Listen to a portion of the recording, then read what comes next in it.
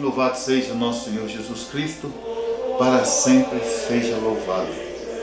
Hoje, sexta-feira, a igreja nos apresenta o Evangelho que está em Lucas, no capítulo 9, no versículo de 18 a 22. Convido você a pegar a Sagrada Escritura e junto meditarmos o Santo Evangelho. Essa passagem é aquela que nos coloca que Jesus então estava a rezar em particular com os seus discípulos. E ali Jesus então vai interrogar os seus discípulos, dizendo: quem dizem as multidões que eu sou? E os seus discípulos então respondendo vão dizer: ora, alguns falam que o Senhor é João Batista, outros dizem que é Elias, outros dizem ainda que é algum dos profetas, dos antigos profetas que ressuscitaram. Jesus então, voltando aos seus discípulos, faz de novo a pergunta, ou refaz a pergunta dizendo: e vós, quem dizeis que eu sou? Pedro, tomando a palavra então, vai responder: o Messias de Deus.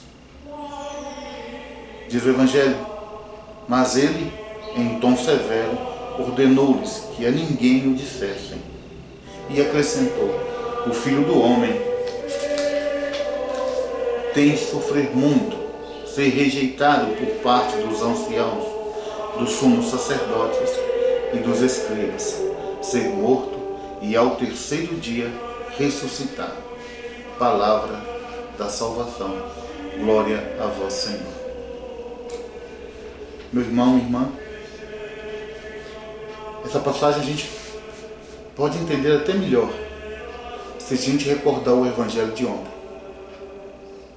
Ontem, Herodes, sabendo de tudo o que Jesus estava fazendo, perguntou para aqueles que estavam ali em sua corte: quem é este homem?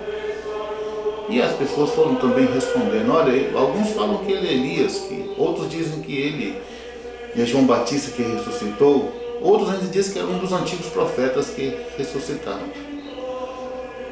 Diz o Evangelho no final que Herodes, então, perplexo, queria ver Jesus. Confuso, queria ver Jesus.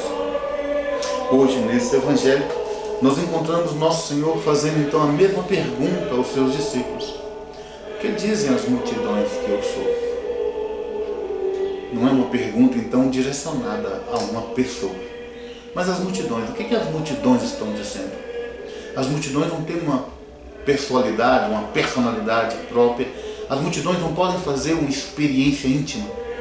Mas então Jesus refaz a pergunta agora para os 12 que estavam seguindo ali. Estavam com ele em oração. E diz o Senhor: e vocês, o que dizem que eu sou? Pedro ali, tomando a palavra, vai dizer: tu és o Messias de Deus, o Cristo de Deus. No Antigo Testamento a gente nota, a gente pode encontrar relatos em que aquele sacerdote ou aquele rei que Deus escolheu para guiar o seu povo, por causa então daquela dignidade do cargo que aquela pessoa iria exercer, Deus manda então ungir aquela pessoa. Mas também a gente vê que aquelas pessoas que eram responsáveis para ser o intérprete de Deus, ou ser a palavra de Deus no meio do povo no Antigo Testamento, os profetas, também ele era também ungido com óleo por causa da sua missão. O Cristo que São Pedro aqui nos mostra, esse Messias de Deus, é justamente nosso Senhor Jesus Cristo que encarna e assume essa função tríplice de rei, sacerdote e profeta. Por isso, o Cristo, o Messias de Deus, aquele que há de vir para a nossa salvação.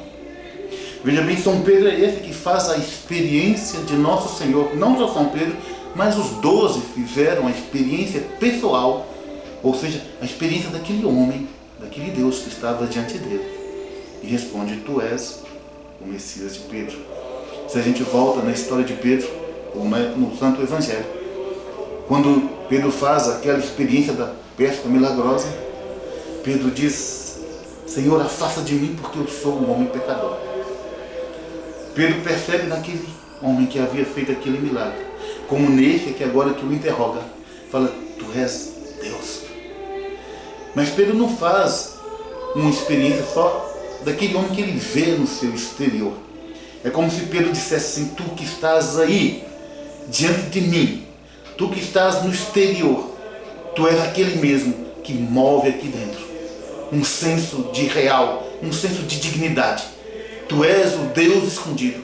Tu és o Messias, o enviado do Pai para a nossa salvação. Pedro faz essa experiência. E hoje a gente pode pedir ao Senhor, Senhor, que eu tenha essa experiência grata, que eu tenha essa experiência mística de te encontrar. Tu que me faz mover, existir e ser. E Senhor, livra-me então de ser um Herodes nesta vida. Ou seja, que passa pela existência confuso, sem poder dizer, tu és o Cristo, a salvação, aquele que há de vir, aquele que há de redimir toda a minha história. No final, Jesus então pede aos discípulos para não contarem para ninguém. É uma experiência que nós podemos entender então, que nós vivemos no nosso interior, mas que por essa caridade fervorosa que nos tocou, nós também devemos então, pelo testemunho, pelo amor ao próximo, atrair esses outros a Cristo também. Por isso Jesus diz, não diga nada, diz a palavra que ele ordenou com severidade, para não dizer a ninguém. E Jesus vai acrescentar agora, olha, o Filho do Homem tem de sofrer muito, ser rejeitado por parte dos anciãos, dos sacerdotes e dos profetas, ser morto, ao terceiro dia ressuscitar. Você que é chamado a essa missão, você que foi convocado para essa missão, para essa experiência de Deus, deve sentir que a tua única glória é a cruz de nosso Senhor Jesus Cristo. E não gloriar por algum mérito seu.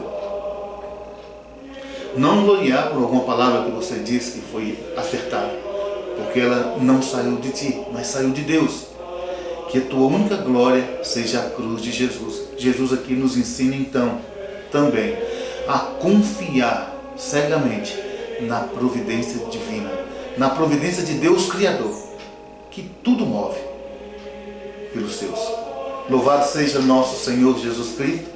Hoje tenha uma boa sexta-feira, uma santa sexta-feira. Que Deus o abençoe você, sua família, e que essa experiência seja a base fundante da tua casa. Até amanhã. Deus os abençoe. Tchau.